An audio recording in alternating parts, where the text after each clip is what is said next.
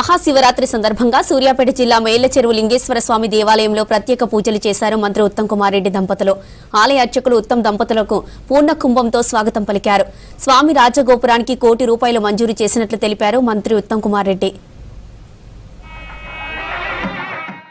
ప్రతి సంవత్సరం మరింత అద్భుతంగా జరగాలని, మరింత భక్తులు వచ్చే విధంగా సౌకర్యాలు కల్పించాలని మేము నిరంతరం ప్రయత్నం చేస్తున్నాం.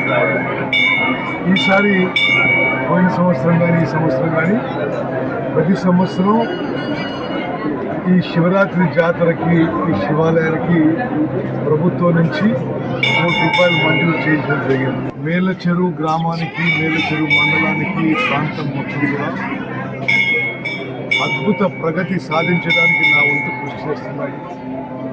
ప్రజలందరి జీవితాల్లో వెలుగులు నిండాలని, సుఖంగా, సంతోషంగా, ఆరోగ్యంగా ఉండాలని ఆ భగవంతుని ప్రార్థిస్తున్నాను. ప్రసిద్ధిగాంచిన మేళ్లచెరువు శివాలయంలో అభిషేకంలో పాల్గొనడం, ఈ యొక్క పుణ్య సమయంలో ప్రార్థన చేసుకోవడం అవకాశం కలగడం నా అదృష్టంగా భావిస్తున్నాను. నేను భగవంతుని ప్రార్థించాను. వచ్చిన భక్తులందరికీ, లక్షల్లో ఉన్న భక్తులందరికీ కూడా అన్నదాన సౌకర్యం కూడా అన్నదానం ఏర్పాటు చేస్తూ